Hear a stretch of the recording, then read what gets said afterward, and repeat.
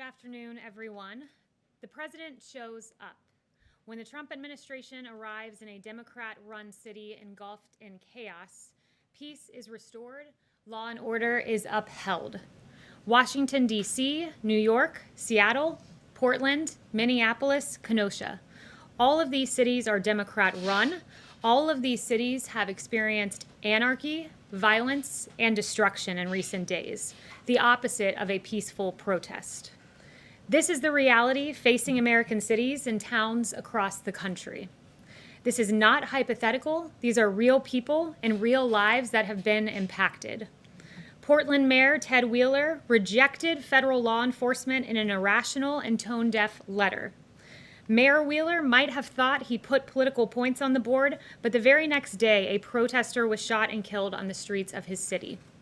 Before the Trump administration took action in Kenosha, businesses were burned, property damaged, and chaos was rampant. Then, nearly 1,000 National Guard troops and 200 DOJ personnel were deployed at the request of local officials. President Trump showed up, and law and order arrived. Nationally, according to the DOJ, 300 have been arrested and 302 charged amid riots and unrest. Democrats are late to the game. I've stood behind this podium and highlighted this issue for months. While this president is always willing to show up, it is incumbent on Democrats to step up. Invite federal law enforcement in. We stand ready. Do not tolerate anarchy, violence, and destruction. Rioting is not right. Secure your streets. President Trump will visit Kenosha, Wisconsin tomorrow. This president will show up. He will go to cities where Americans are hurting. And with that, I'll take questions. Kayleigh. So he's going to Kenosha tomorrow. Does the president have any plans currently to meet with Jacob Blake's family? Currently, the plans are to meet with local law enforcement and some business owners, and he'll survey the damage. But there will be more detailed plans forthcoming that are announced. Okay, so no, he's not scheduled to meet with them. Not currently. And I know that there's been outreach from the White House. Who has the White House reached out to in Jacob Blake's family, and why has there not been a connection made since he was shot and hospitalized? So I would refer you to what the Chief of Staff's office has tweeted. They've detailed that outreach, and part of it has been to the pastor and part of it directly to the family. Yes, Ben. Kayleigh, the president was asked on Friday if he thought the shooting of Jacob Blake was justified, and he said that he didn't like the sight of it, but that he was going to learn more about it. Now that a couple of days has passed, does the president think this shooting was justified or unjustified? I'd refer you back to the president's remarks. There's an investigation ongoing, so I spoke to him earlier, and he was not willing to weigh in more than he had, but he'll have a briefing this afternoon that you can ask him more about. So based on what he's seen, he doesn't have any further thoughts on whether that's appropriate. I'd refer you back to his comments over the weekend and just say there's an ongoing investigation. Just one other thing. Does the president condemn the actions of Kyle Rittenhouse, who is accused of shooting some of the protesters? The president is not going to, again, weigh in on that. You can ask him this evening. He may weigh in further, but at the moment, he's not weighing into that. Yes. Why did the president like a tweet that said the alleged shooter Kyle Rittenhouse was a good example of why I decided to vote for Trump? Can you help us understand? Well, I think I did ask him about that tweet and the like in particular, and he just wanted to bring some attention to some of the details that aren't as well known in that case, that the individual was being attacked, and that one of the individuals who arrived on the scene did have a gun. So there were some details that were not public or as public as they should be, so he was referring to that with the like. Does he want his supporters to show up and do similar? Of course, the president roundly condemns violence in all of its forms. Yes. Kayleigh, on the Director of National Intelligence briefings with the Hill, the president said the information leaked was wrong.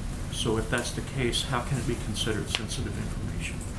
The president, are you referring to the July 31st briefing?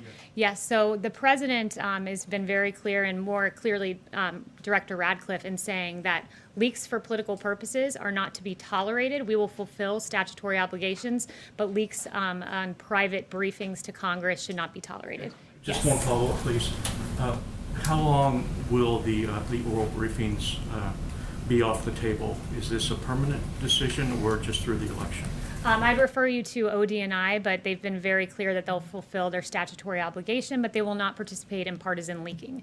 Yes. Thanks, Kayleigh. I have two for you on TikTok. The first is that China has said they're going to require TikTok's parent company to sign off, to obtain government sign-off on any sale of its U.S. business. Is the White House willing to accept such a sale that's subject to Chinese approval? Negotiations are ongoing on a sale of TikTok, so we are not going to get in the way of those negotiations by providing comment on this. But the administration is committed to protecting the American people from all cyber-related threats to critical infrastructure, public health and safety. And these apps, as I've detailed from the podium before, collect significant amounts of private data on users, which can be accessed and used by the PRC. And that's go ahead. The second question is on the timeline here. There's some confusion among buyers. There was one order that said there would be a 45-day deadline for TikTok to stop transacting business in the U.S., and then another said there was a 90-day deadline for TikTok's owner to divest. So can you just clear that up for the market? What's the actual deadline for the sale? I'd have to check into that, but I'll check in and get back with you about the discrepancy there. Yes, Jeff. Kayleigh, thank you. Broadly, what does the president want to achieve by going to Kenosha tomorrow, and what is his or the White House's response to local and state leaders encouraging him not to come at this time? So, two things. First, the president wants to visit hurting Americans. He shows up just like he showed up this weekend in Louisiana and Texas in response to Hurricane Laura. So he wants to show up in the city that's hurting. And also, I think it's just important to note that our federal response, look, in Kenosha and Minneapolis, there was violence on the streets. And literally within 24 hours, you saw a turnaround when federal officials came in. So I think highlighting that the federal government has done a lot in the way of using law and order to create peace, but showing up for hurting Americans is the primary concern. Just to follow up on that, like he didn't show up in Portland, where there were also protests that he talked about a lot. Is it not also because Wisconsin is such an important political state? The president's showing up to see hurting Americans. He goes to several states each and every week, and this is another one in a long line of many. Yes. Kayleigh, coronavirus infections have now reached 6 million in the U.S., over 180,000 dead. Why was the president retweeting a report over the weekend that appeared to suggest the death toll was much lower than that? The president's... Does he believe the number is low? The president was referring to a CDC, new information that came out from the CDC that showed that 94% rather of cases of fatalities were not just COVID alone. There was another comorbidity or extenuating matter. So he was just pointing to those numbers, but we're encouraged to see a drop in cases, deaths, hospitalizations, and very encouraged that we have one of the lowest case fatality rates in the world. In fact, ours is 3.1%. EU and UK together is 10.5%. So we're encouraged that our therapeutics are working and saving lives thanks to the hard work of President Trump tearing down bureaucratic barriers. Number, is he trying to downplay the death toll and the No, he toll was this is taking? highlighting new CDC information that came out that was worth noting. Yes. I want to ask you about one of the president's other tweets this weekend. He took a video or retweeted a video of a caravan of people driving into Portland with Trump and American flags flying. He called them great patriots. What about that image does the president see as patriotic? And ostensibly you're talking about people going into a city in which they don't live, presumably to protect property they don't own. What's patriotic about that activity? The president was highlighting that these were good Americans going in to peacefully be a part of a protest and show their voice. And, that's what he was noting by the tweet and highlighting the video, which he routinely does. What about the video of them scuffling, shooting paintballs at people, getting in the mix with people? Is that patriotic activity? I don't think the president's seen that video, nor have I. But if you're going to ask about paintballs, it's incredible that for 90 days I've stood at this podium talking about officers who have been lasers flashed in their eyes in an attempt to blind them, commercial grade fireworks being thrown at them, a church right out here burning down, the people that were harassed and yelled at, Senator Rand Paul, Dan Bongino right out here. And you're going to ask me about a paintball video when in fact for 90 days we've seen horrific violence by Antifa, a radical anarchist organization. You're going to ask me about a paintball video I've yet to see, and neither is the president. Fantastic. I'm going to ask you about it, but you maintain that the people who went into the city to conduct that activity, they The are president's patriots. never seen that video. I don't even know if the people that you're referring to were a part of the paintball activity. But look, there's been 90 days of violence from left-wing anarchists. It's incredible that today is the one time you're interested in a violence when it's paintballs and we don't even know who set off these paintballs, but you fail to ask for 90 days about violence from an anarchist organization because it happens to be on the left. Francesca. That's not. Okay, thank you, Kayleigh. Is also traveling this week to Wilmington, North Carolina. He could celebrate the end of World War II in any city in America. So why is he traveling specifically to Wilmington? Why is that the place that he is choosing to designate as the first heritage city site for World War II?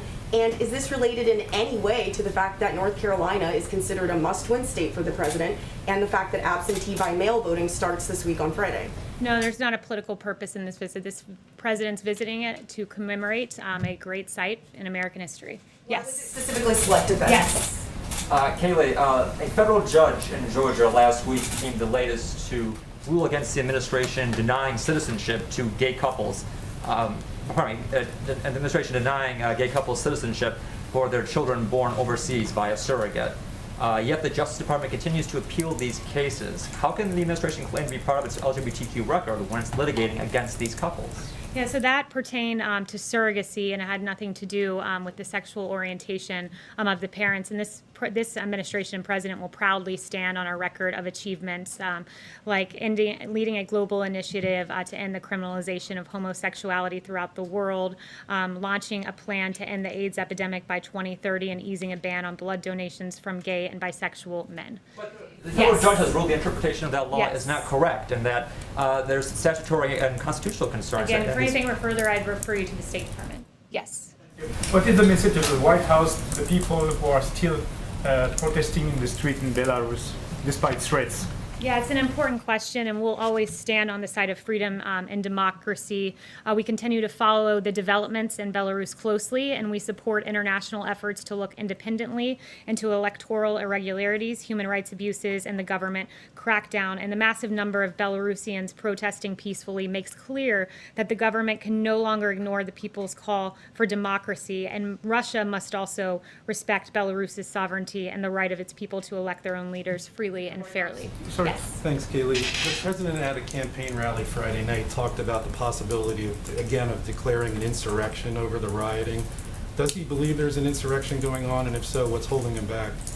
So the president does not want to invoke the Insurrection Act, which has been used very sparingly. But what he does want is to help these cities where he can. And when you see Kenosha, when federal forces came in, there was peace in Minneapolis. And in both of those cases, it was at the invitation of the governor. So we want to work collaboratively with Democrat mayors and governors. They, after all, do hold the police power as embedded in the Constitution to control their streets. But we, as a federal government, are willing to supplement. You mentioned the person who was killed in Portland last weekend. He was a Trump supporter. Does the president feel like Portland right now is too dangerous for his supporters? Should they stay away from the city? The president believes that people of all ideologies should be able to peacefully protest and not have their lives put at risk, like Aaron J. Danielson, who lost his life. Noteworthy that his suspected killer said he was, quote, 100% Antifa and ready for, quote, war. Unacceptable. Yes. Thanks, Kayleigh. I wanted to follow up on what Catherine was asking about the coronavirus numbers. Given that they're going up, is the president rethinking and urging to reopen schools? And what is the administration's message to parents who might be worried about sending their kids back to class among these rising numbers? So first of all, there's been a drop in cases, deaths, and hospitalizations. In fact, since the peak in July, we saw a 38% decrease in the 7-day average of cases. So numbers are going down. It's paramount that students have the option to go back to school, that parents have a choice to send their kids back to school. And as Dr. Redfield said, CDC director, I think we have to be honest that the public health and interest of students in the nation right now is to get a quality education and face-to-face learning. We need to get on with it and give parents this option. There are a lot of consequences for schools staying closed, and I've walked through a number of those. Yamish. Thanks, Kayleigh. Two quick questions. The first is Kellyanne Conway. Sorry for my voice being a little scratchy, but no worries. Kellyanne Conway said the more chaos and anarchy and violence reign, the better it is for the very clear choice of who's best on public safety and law and order.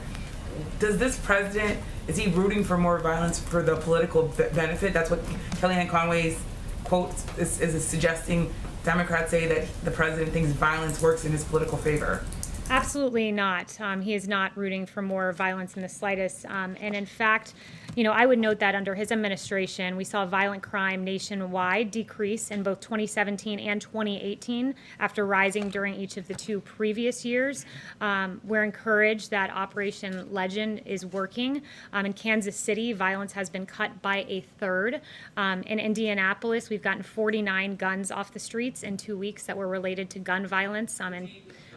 Helps make his case for re-election? No one wants to see the violence that we've seen in our cities, where after 2 years of coming down under President Trump in Portland, you have a 650% increase in murders. In Seattle, you had the first 8-month totals of murders almost surpassing the entire amount in 2019. And this is because of the defund the police movement. This is because of the criticism of our police officers and the drawing down of funds for these officers. No one wants to see this, which is why the president is fighting against that movement, and it's why he's fighting for a robust Operation Legend response that's proved successful so far.